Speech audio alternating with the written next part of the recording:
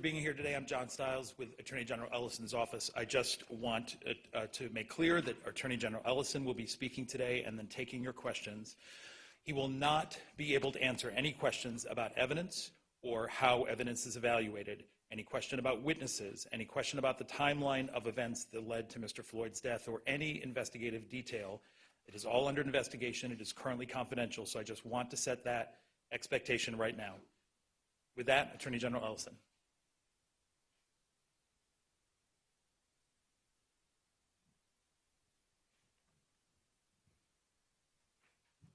First of all, thank you, ladies and gentlemen of the press. Myself and my friend Mike Freeman want to share some information with you. I want to begin with a reminder, and that is that we're here today because George Floyd is not here. He should be here. He should be alive, but he's not. About 9 days ago, the world watched Floyd utter his very last words, "I can't breathe," as he pled for his life. The world heard Floyd call out for his mama and cried out, "Don't kill me." Just 2 days ago, when I became the lead prosecutor in the murder of Mr. Floyd, I asked for time to thoroughly review all the evidence in the case, and we looked at the evidence that's available, and the investigation is ongoing at this time. I also said that I know it's asking a lot of people to give us time, particularly people who have suffered for decades and centuries of injustice, to be patient. And yet, we did get that time. And together, a very strong, experienced team, which included County Attorney Mike Freeman, his team, and my team, we reviewed the evidence together with the BCA, and we have something to announce today. Before I announce it, I want to say thank you for the patience of the people who they've shown me and our entire team in pursuit of justice, and I'm here to make these announcements right now. First, today, I filed an amended complaint that charges former Minneapolis police officer Derek Chauvin with murder in the second degree for the death of George Floyd.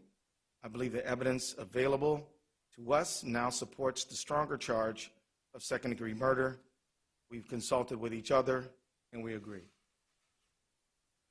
Second, today, arrest warrants were issued for former Minneapolis police officers J.A. King, Thomas Lane, and Tu Tao. Finally, I'd like to announce that today, Hennepin County Attorney Michael Freeman and I filed a complaint that charges police officer King, Lane, and Tao with aiding and abetting murder in the second degree, a felony offense. I strongly believe that these developments are in the interest of justice for Mr. Floyd, his family, our community, and our state. I'm the lead prosecutor in this case. I'll be speaking and addressing the public, but this is absolutely a team effort. We are working together on this case with only one goal: justice for George Floyd.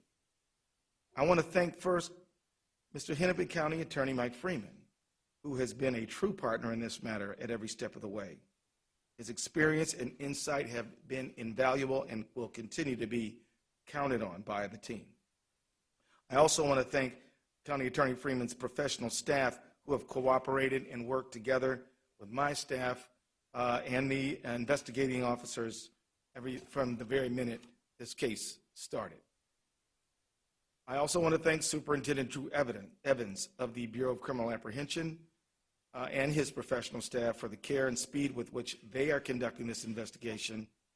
And I want to thank especially U.S. Attorney Erica McDonald and Special Agent in Charge Rainer Drolskagen, who are conducting a parallel federal color of law investigation. I have heard directly from the leadership of the Department of Justice that there is full support for her leadership in pursuit of her investigation.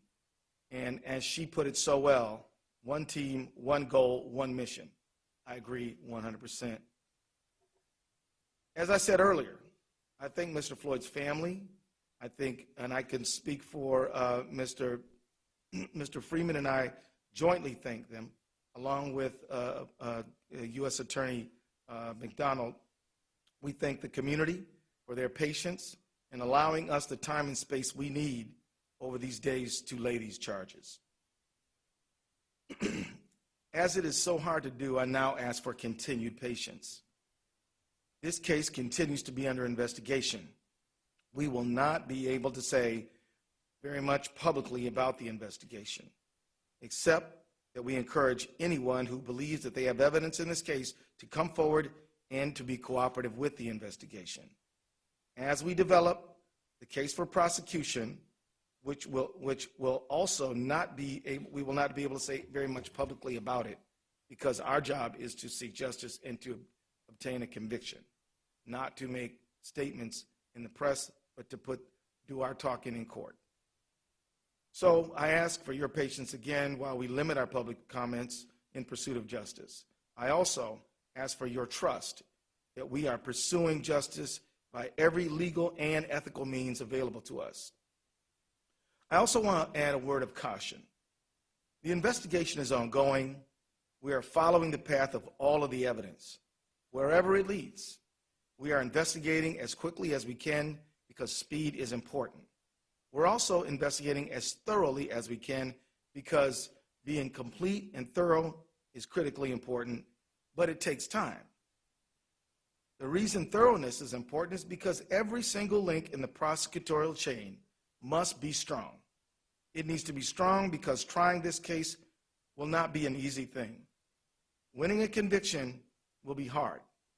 In fact, County Attorney Freeman is the only prosecutor in the state of Minnesota who has successfully convicted a police officer for murder. And he can tell you that it's hard. I say this not because we doubt our resources or our ability. In fact, we're confident in what we're doing. But history does show that there are clear challenges here, and we are going to be working very hard and relying on each other and our investigative partners and the community to support that endeavor. To the Floyd family, to our beloved community, and to everyone that is watching, I say, George Floyd mattered. He was loved. His family was important. His life had value. And we will seek justice for him and for you, and we will find it. The very fact that we have filed these charges means that we believe in them. But what I do not believe is that one successful prosecution can rectify the hurt and loss that so many people feel. The solution to that pain will be slow and difficult work of constructing justice and fairness in our society. That work is the work of all of us. We don't need to wait for the resolution and investigation of this case to start that work. We need citizens, neighbors, leaders in government and in faith communities, civil and human rights activists to begin rewriting the rules for a just society now. We need new policy and legislation and ways of thinking at the municipal, state, and federal levels. The world of arts and entertainment can use their cultural influence to inspire change that we need. There is a role for all who dream of a justice that we haven't yet experienced.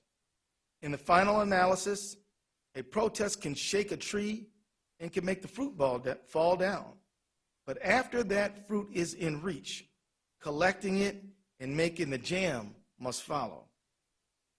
The demonstrations and the protests are dramatic and necessary, but building just institutions is more of a slow grind, but equally important. And we have to begin that work as well. We need your energy, and we need everyone's help right now. Thank you very much. We'll take a few questions. Yes, ma'am.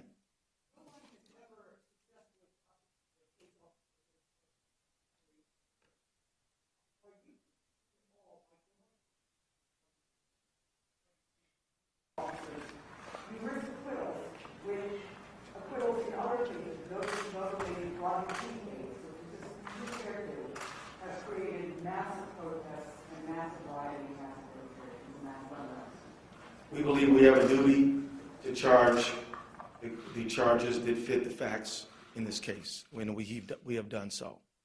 And so our concern is to put all the energy we can into putting forth the strongest case that we can without fear or favor of anyone or anything. These charges are based on the facts that we have found, and we're going to pursue them. The Henry County attorney, obviously, got the case from him. Was he going to plead this case as a murder-free case? Is that why the state took over? That is what sources have said. The Hennepin County attorney did an excellent job by gathering facts and has worked cooperatively with us at every single step of the way. We consulted with each other on these charges. We believe that these are the right charges. Mike Freeman and I we've signed a complaint for these additional charges, and so that's what we're doing. So the whole nation, indeed the whole world, has been awaiting some type of announcement from your office. Can you describe the process involved in your deliberation and what impact you think today's decision might have, not just in Minneapolis, but for those across the country watching you right now? Unfortunately, I can't delve into our deliberative process, but what I will tell you generally is we gathered all the facts that we could. We reviewed the criminal statutes. We looked at case law. We consulted with each other, and we arrived at these charges. We believe that they're justified by the facts and the law. What does this impact have on them, this decision? The pursuit of justice is always good and right. And I want to signal to them that we hope that they continue to raise the cause of justice, but do it in a peaceful manner. It is their right to express themselves. And with that, I will say that they should continue in their own communities to get together to build just police community relationships. We need the faith community to be involved. We need arts and entertainment to help inspire us toward justice. We need everybody. There's a lot more to do than just this case, and we ask people to do that. Chris,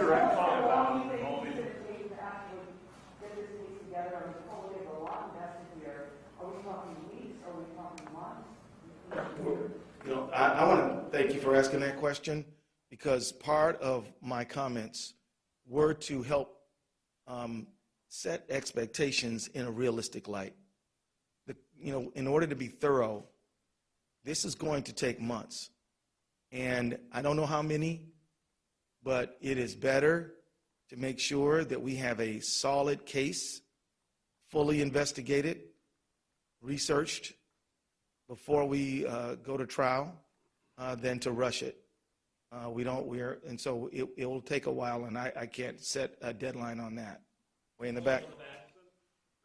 Attorney General, Chris Rex with Carolina. The Floyd family had asked for a first-degree murder charge as well as their attorney. You decided to charge second-degree unintentional murder while committing a felony. Can you explain what that charge means, unintentional murder versus second-degree intentional murder, please? Well, according to Minnesota law, you have to have premeditation and deliberation to charge first-degree murder. Second-degree murder, you have to intend for death to be the result. For second-degree felony murder, you have to intend the felony and then death be the result without necessarily having it be the intent. So that's the state of the law. The felony would be we would contend that George Floyd was assaulted, and so that would be the underlying felony. Accept any plea deals in this, or do you expect all four to go to trial? And secondly, when will the body camera footage be released? I really don't have any idea of what plea negotiations or anything like that. That's simply way too early to begin that conversation. At this point, we are preparing to try this case. If something else happens along the way, we'll see. But at this point, we don't have any plans in that direction. Body camera footage? That is something that I don't have anything to report right now. At this time, we're focused on investigating the case. And so I think at this time, I will consult with the BCA and other partners on the case, and we'll come to a conclusion about that. Again, we believe in transparency, but we also believe in a thorough investigation, most importantly. Have the 3 officers been taken into custody? I'll allow Mr. Drew Evans to address that issue. Yeah. Good afternoon. My name is Drew Evans. I'm the superintendent of the Minnesota Bureau of Criminal Apprehension. We are in the process of taking the officers into custody. I can report that 1 is in custody now, and the other 2 we are in the process of taking into custody and expect them to be this afternoon. Could you share about if these officers provided any statements to your investigators, which traditionally happens after a death in custody? Have you spoken with them? I will, as the Attorney General said, we can't speak about all the details of the case other than what's really in the complaint at this time. I will tell you with any investigation, as I've told you all from the very beginning, we have teams of investigators from the BCA jointly investigating this with the FBI, trying to obtain all information. In this case, I will tell you that is a regular course of all of our investigations to attempt interviews with all of the officers. We have interviewed numerous individuals in this case, and additional information will be provided as we move forward. Attorney General, do you have the folks you need to do this, or you'll be seeking some sort of outside counsel or special counsel as you're authorized to do under the law? At this time, I believe we have the team to complete this work. I would like to just introduce David Voigt as well. He is a deputy at the Attorney General's office. He heads the criminal division, and he has the lawyers to get this done. And also, we have some experienced lawyers at the Hennepin County Attorney's Office. We're working on this thing together. In terms of the timing of this decision, I know the Floyd family was hoping to be able to have more information on these charges before the memorial tomorrow. How much did that factor in your decision, as well as the protests with them calling for these across the country as well and growing access? You know, I can say that I did not allow public pressure to impact our decision-making process. I was prepared to withstand whatever calls came. We made these decisions based on the facts that we have gathered since this matter occurred, and made the charges based on the law that we think applies. So that's my answer. Yeah.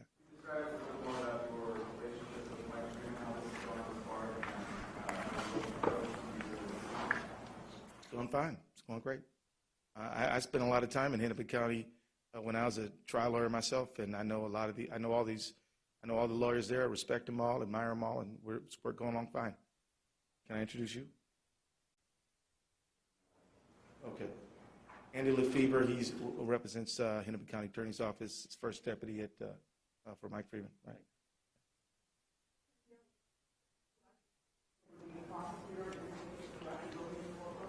No, that I'm going to let the people who prosecute cases every single day to prosecute this case. Now, it is true that I've tried a lot of cases, and I've tried homicide cases, but on the other side of the courtroom. The people who know how to prosecute, I'm going to let them do that work.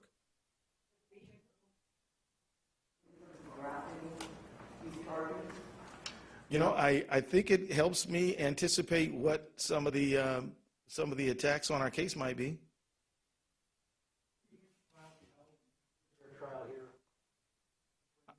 I see no reason why we can't get a fair trial here. With the charges that were just filed, my math is correct. Do the 3 officers now face the potential same maximum sentence as Officer Chauvin? Yes. Well, yes, sir. I apologize if you've addressed this before, but does your involvement in this case now put you on the sidelines in terms of the legislative process and working for police reform legislation? No. I'll continue to do all the duties that I have, which involve legislative, which involve a lot. We've been very active in the civil space. We've been active in representing state agencies and government. I'll continue to supervise that as I always do. But I feel very confident in it because I have excellent professionals who are going to be focused on this like a laser beam every single day. Attorney General, could you just take us into that room when the decision was made for you personally, for this case, about these charges, the moment you had personally? I feel a tremendous sense of weight. I feel this is a very serious moment. I can honestly tell you I take no joy in this, but I do feel a tremendous sense of duty and responsibility. Are they going to be at Oak Park Heights in max security, or are they going to be put somewhere? I don't know the answer to that question. Maybe. I would just answer that in terms of that is left up to the various sheriffs that we work with on this. They make, as Commissioner Schnell noted the other day, security decisions in the best place for everybody in light of everything that's going on right now in the Twin Cities. Again, those are decisions based on the analysis of the sheriff, and they work closely with the Department of Corrections to make sure that they have everybody in their custody where they should be based on safety assessments. Thank you all very much.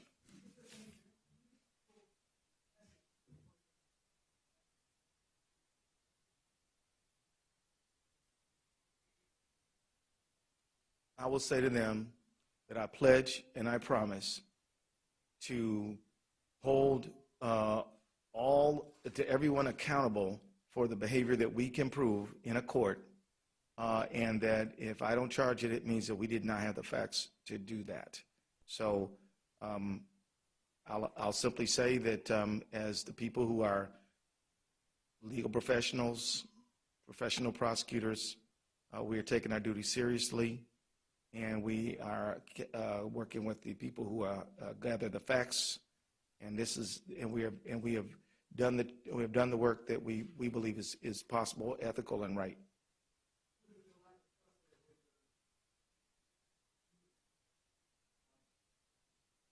Yeah, well, I mean, look, let me be honest here. I mean, our country has under-prosecuted these matters in Minnesota and throughout the country.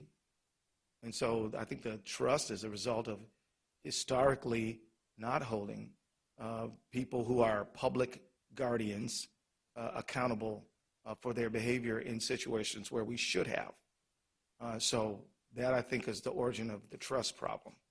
But we can't control the past. All we can do is take the case that we have in front of us right now and do our good faith best to bring justice to this situation, and we will.